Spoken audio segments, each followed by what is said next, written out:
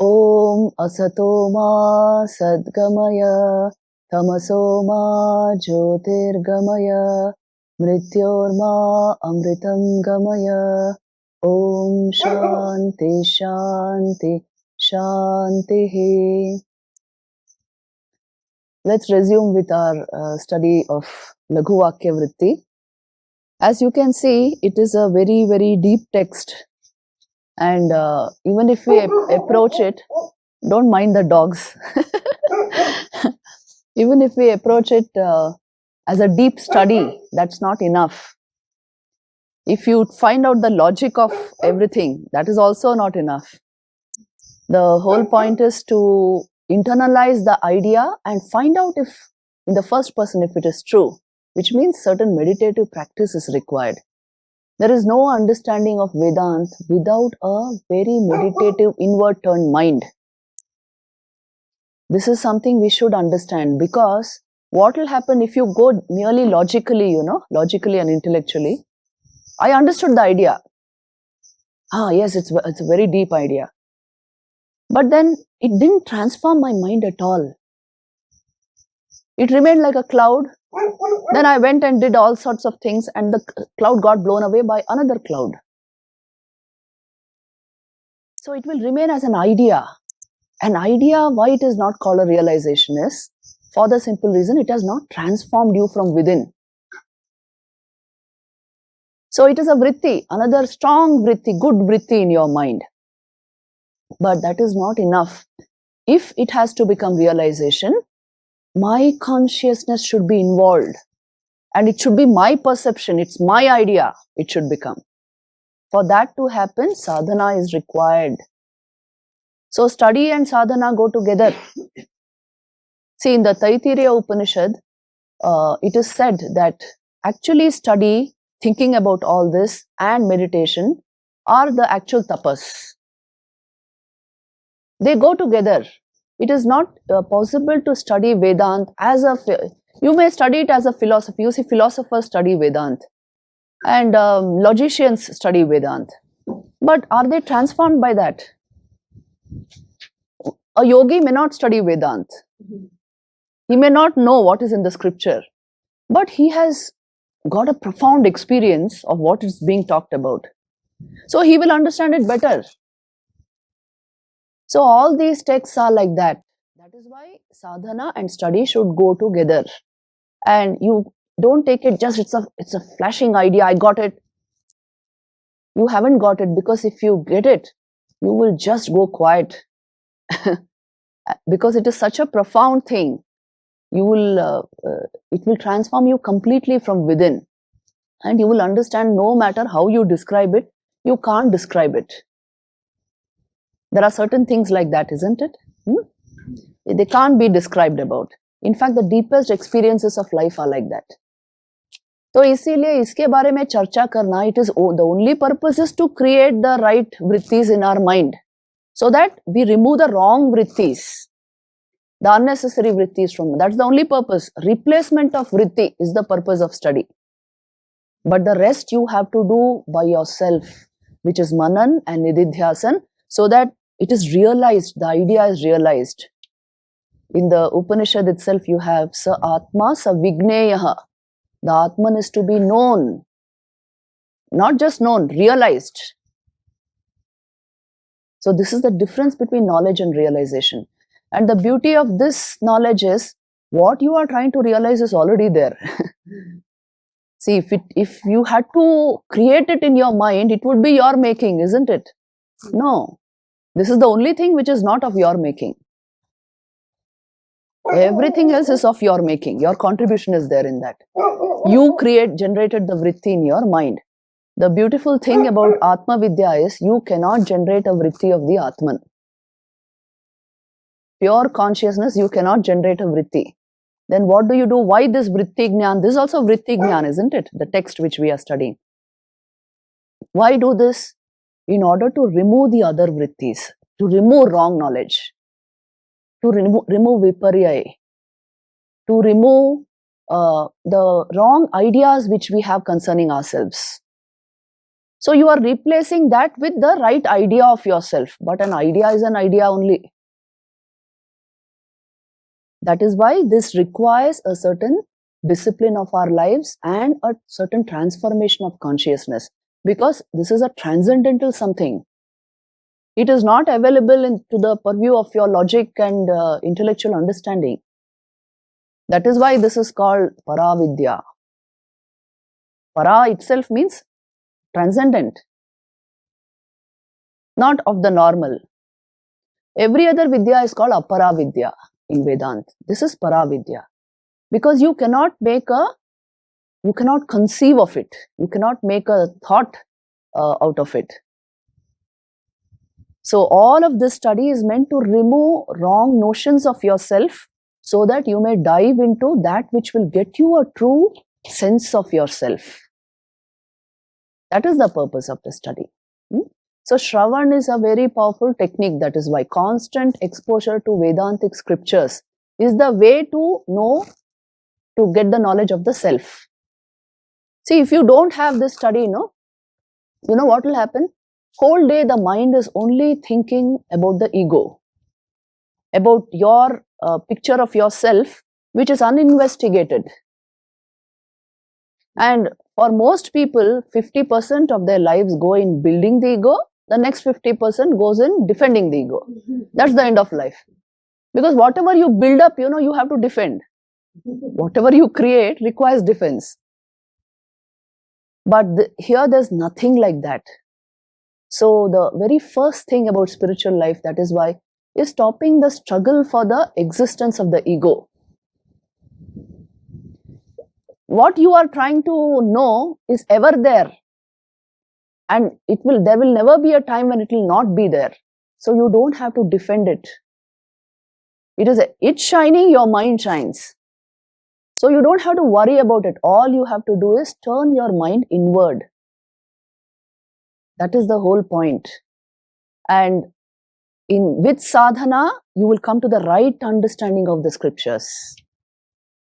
Please remember, Vedanta in the past was not taken up just like a study like this. It was taken up in order to corroborate or sort of understand better your own inner states. So, along with sadhana, when you study, it suddenly makes a lot of sense. You understand the relevance of it. So, this is how, now look at this next shloka which we are going to go into. And then you will understand what profound things they are saying. This is supposed to be a prakarana grantha, but it is so deep that you really feel what a remarkable thing this is. Please go to shloka number 4th. Jagara swapnayoreva bodha bhasa vidambana suptau tu tallaye shuddha bodho jadyam prakashayet. We'll go word by word. Jagara swapnayo, the waking and the dream states. We have 3 states which we experience every day: waking, dream and deep sleep. Now they are throwing some very profound light on these states. See, the waking and the dream state, eva bodha bhasa vidambana. They only indicate the activities of your reflected consciousness. Isn't this true? Bodhabhas. Only the activity of the reflected consciousness. When Sakshi is reflected in the mind, you get a sense of I. Through that I and through that reflected consciousness, you are experiencing the waking and the dream states also. Isn't this true? Obviously. See, remember, the uniqueness of the waking and dream state is, in the waking state, you are fully alive, in the sense you are, you can't say fully alive, at least, but relatively speaking, we feel very alive in that state for the simple reason your senses and mind are working very actively. So you feel that's the normal state and it's of longer duration, so you feel that is the state. And dream state, what happens is the senses have shut down, but the subconscious mind is unraveling its contents. So you feel a sense of reality in the dream, but when you wake up, you understand it was only a dream. But in the dream state itself, it appears very real to you. You are almost like in a waking state, in the dream state. Only when you wake up from the dream, you realize it was only a dream. So in both these states, it is the reflected consciousness that is making these, that is illuminating these states and making perceptions possible, activity possible. This is what he is saying. Then, whereas suptau, that is in deep sleep, tat laye. What becomes laye? The activity of your senses and mind. Both are shut down. Laye means dissolve. It reaches a stage of dissolution because, your witness consciousness was part of your mind, isn't it? The reflected consciousness was part of your mind. Your mind itself shut down. So that also shut down. There's nothing to illuminate now. So you feel a sense of blankness. But since you recognize that blankness, it means somewhere there was some light illuminating the absence of experience, absence of thought, absence of anything. So what is that light? Shuddha bodha prakashayet jadyam. That is the pure consciousness illumining the ignorance of the mind. Because mind shut down, there is only a blankness, but something illumined that blankness. That was the Sakshi. Are you seeing what they are? Sakshi is there in that state. Yes, Sakshi is ever there. Always there. That is only telling us. Yes. Because your mind shut down in that state, you could not perceive anything. It was an experience of absence of things. Deep sleep, it was not absence of experience. Sushupti is that state when the mind has shut down. So when the mind shuts down, the reflected awareness in it also is gone. So you don't see anything. But how do you know you didn't see anything? Sakshi was ever there. It illumined the blankness of deep sleep. It's not the Sakshi ever there. We are the Sakshi and that's why now. We are the Sakshi. That is why you are getting knowledge of all three states. So the states are as it were passing over you. You are not passing through the states. The fact is the states are passing over you. What's the difference between deep sleep and samadhi? Big difference. See, in samadhi, you have become the conscious Sakshi. In deep sleep state, like the way we are studying it just now, you have not yet become the complete witness consciousness. You have not yet become. Yes, in a way you are still unconscious. That is why it is the state of deep sleep. But because you are able to tell that the mind was shut down and I experienced blankness, some subliminal awareness has recognized this. And you have, as it were, illumined the entire arena at that time. You have illumined the ignorance. This is what they say in Sushupti. But in Samadhi state, you have become super conscious. That's why it's called the super conscious state. So consciously, agar aap Sushupti ko anubhav karo, so it will be something like Samadhi. Just now, unconsciously we are doing it. That is why the Nayayika argument is that you are inferring Sushupti. All this did not happen in Sushupti. You are making an inference. So then the Vedantic counter-argument to that is, no, I experienced blankness is everybody's experience of deep sleep. Does anybody say that I experienced something else? No. It's the universal experience of Sushupti is the universal experience of blankness and absence of objective encounter. But Mataji, do we really feel the blankness? I thought the only way you can tell is like when you wake up, you feel so fresh and energized that you feel that, you had very deep sleep. No, the source of your energy, feeling of energy and restfulness was blankness. Because if there were vrittis, in those states, if there were thought modifications in those states, you won't get that experience of restfulness. Because the mind is shut down completely. Yes, yes. You see, the beauty of shutting down the mind is that you get a very restful state. Isn't it? Yes, it is only when you study. See, what happens in samadhi and all that is, you have become so conscious within yourself. Even the deep sleep state has become like any one of the other states. You are able to clearly see the blankness of deep sleep. So you don't require much deep sleep in the superconscious state. For the jnani, for the awakened person, you please remember there are only two states. Not these four states, Jagrat, Swapna, Sushupti and Turiya. No. There are only two states. There is a Jagrat state and these three states, Jagrat, Swapna, Sushupti, he considers them as Swapna only of different durations. And the other real state is the state of awakening, the superconscious state. Only these two states he actually recognizes, because in his consciousness, that is all that is happening. Yes, any illumined jnani, he will acknowledge only two states. One is the dream state, and that includes Jagrat, Swapna and Sushupti, because he considers that as dream of different durations, and the completely awakened state of superconsciousness, where you see everything as it is. Just now, we are involved with the, completely invested with the modifications of our mind.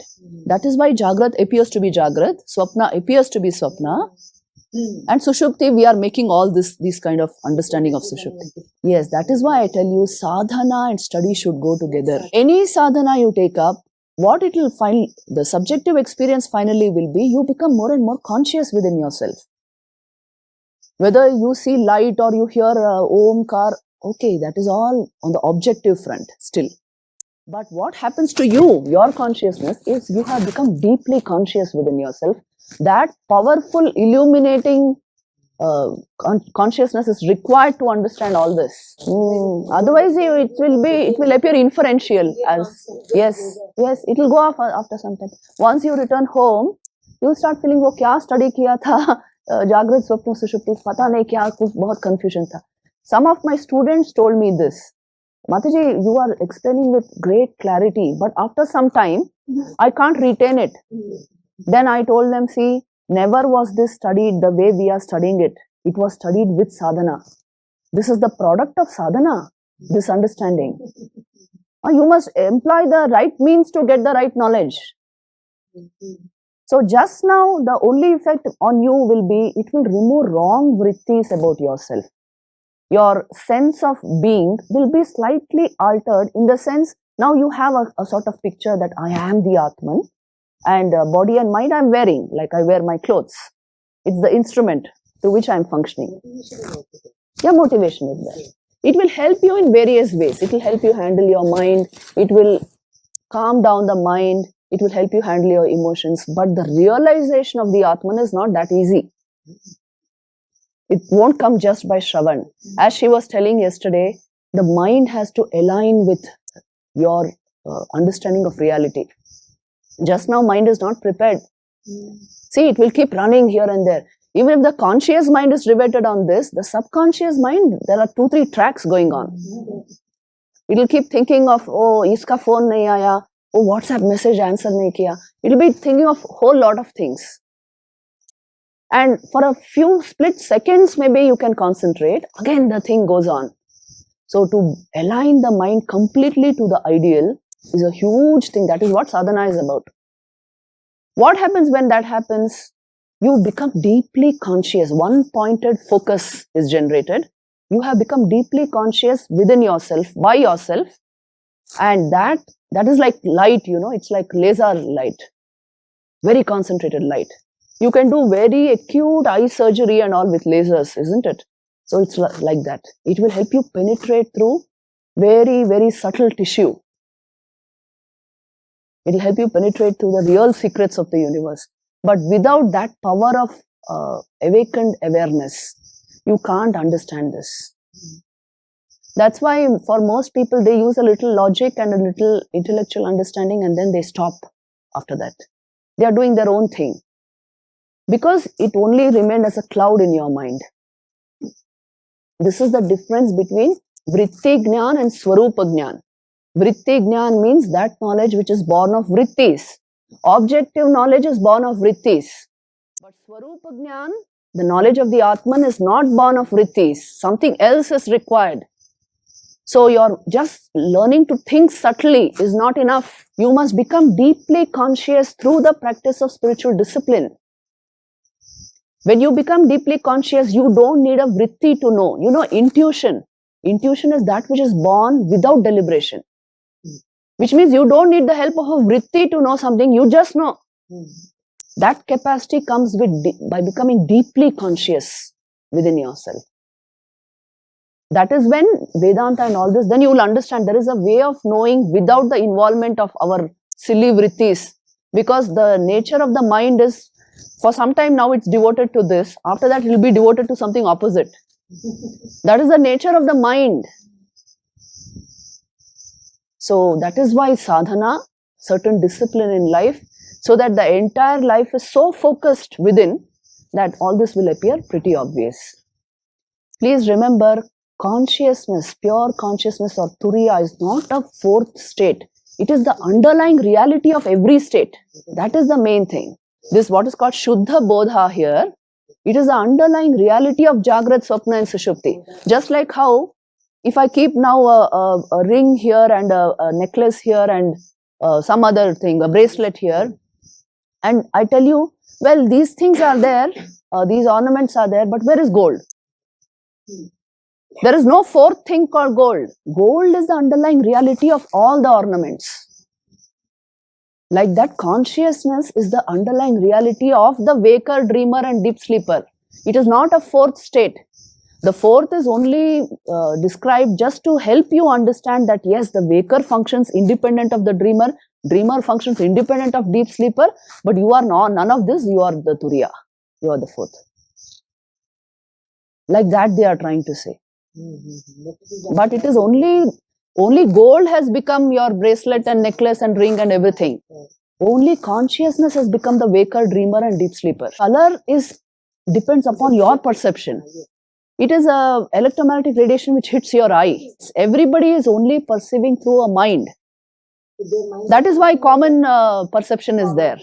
In one species, there will be common perception. But is green the color of the tree? No. Cats are seeing it as grey. All perception is like that. Please remember, it is with this equipment, it appears as that.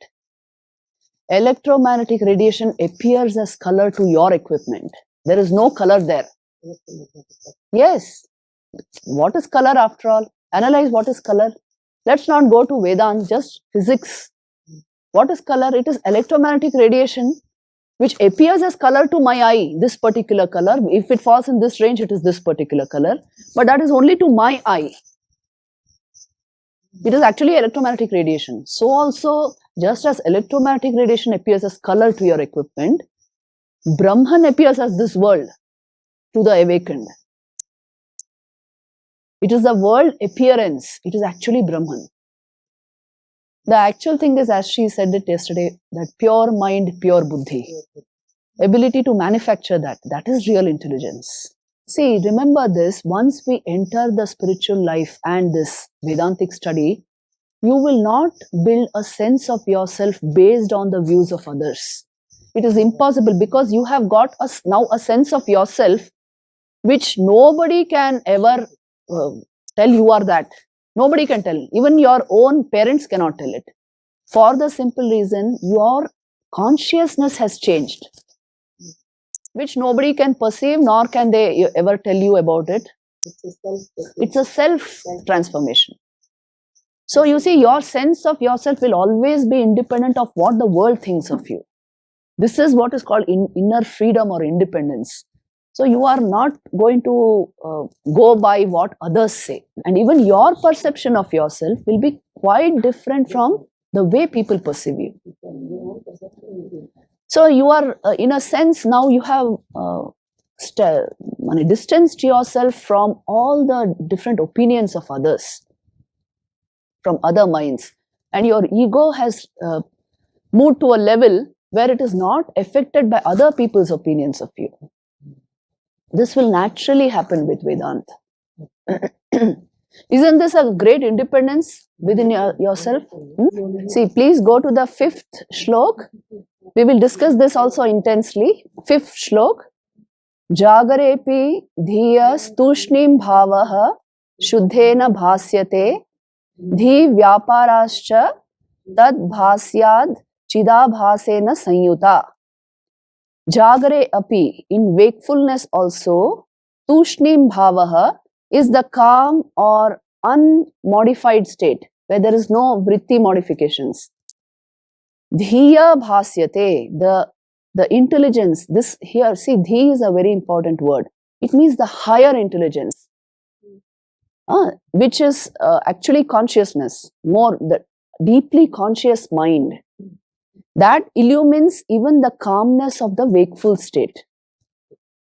Shuddhena, because it clearly borrows from the pure, yes, Shuddha Bodha. See, the intelligence is colored by its exposures.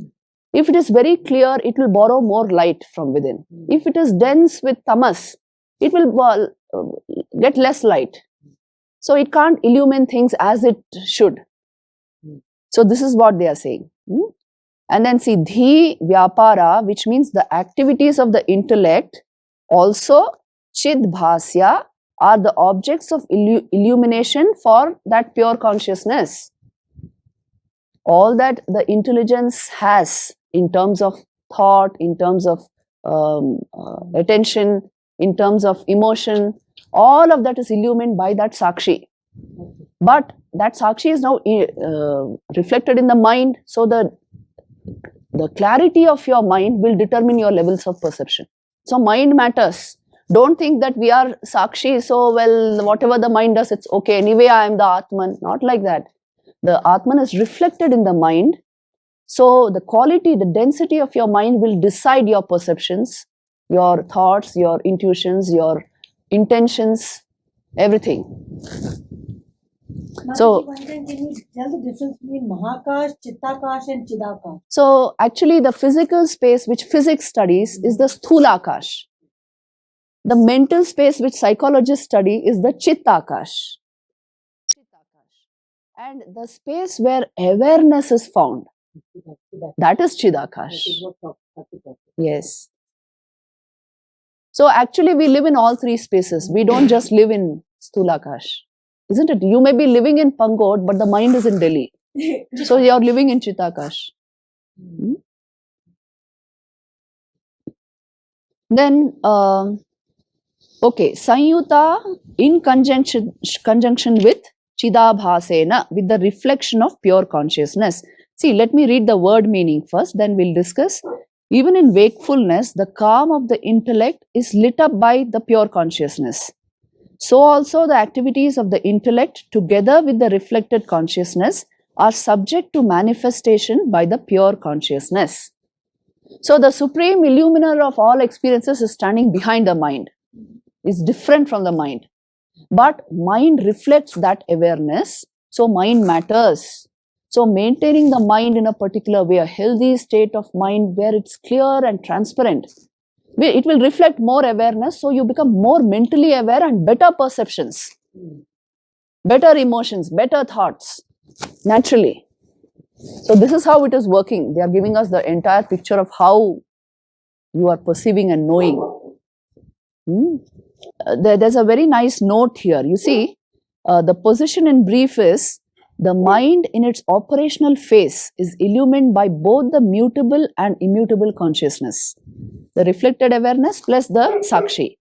Whereas the mind in its state of quiet repose is illumined only by the pure immutable consciousness that you are. Chidabhas can be of different natures, but Bodhabhas is what actually is illumining everything from behind. So you keep the mind clear enough and you will catch the most intense reflection, which means you become more intensely aware and conscious and a better functioning individual, obviously. The equation of yoga is mind is equal to thoughts plus consciousness. So consciousness is equal to mind minus thoughts. In thoughts, it's included in thoughts. So that is what is yoga. Chitta vritti nirodh, mind minus thoughts.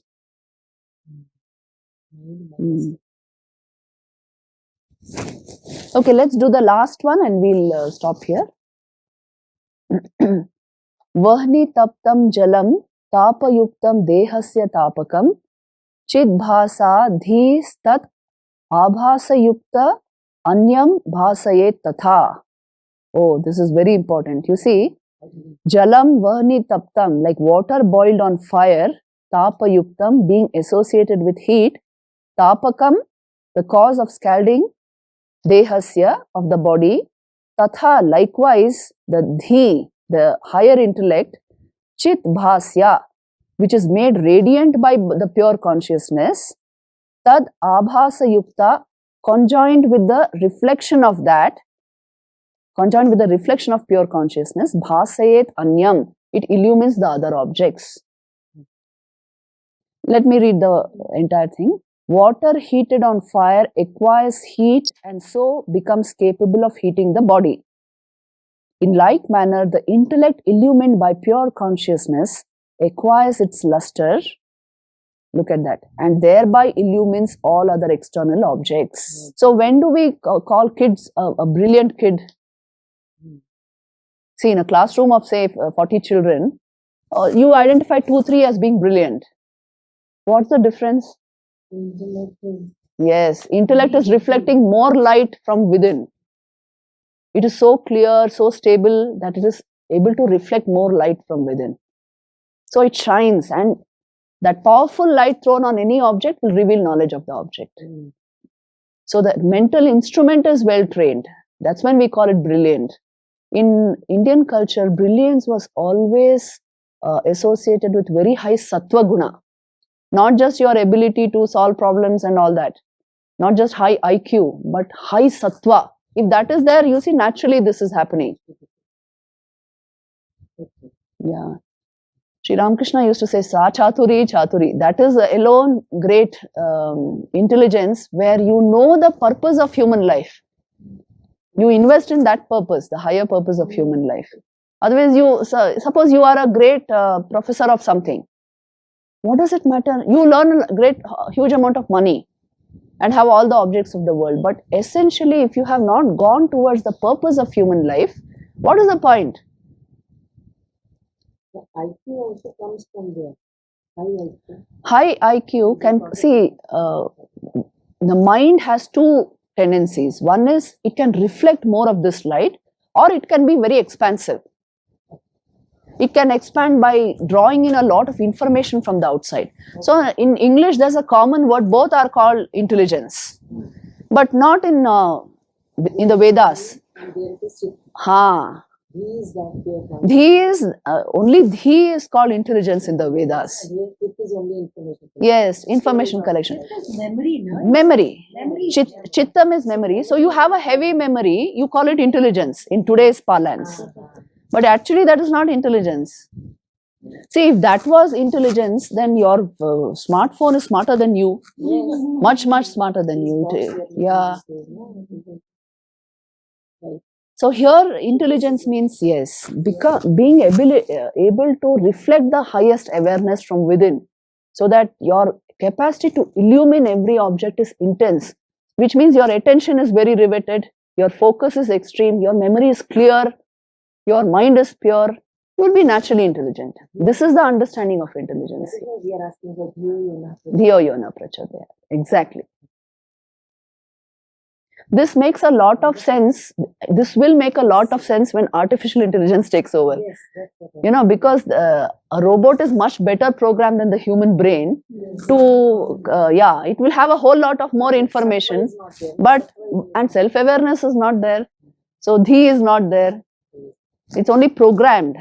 So this form of intelligence was always considered the real intelligence in Indian culture. Now it depends on us how much we are able to give this to the next generation. So we will stop here and we'll continue tomorrow. Om Shanti Shanti Shanti.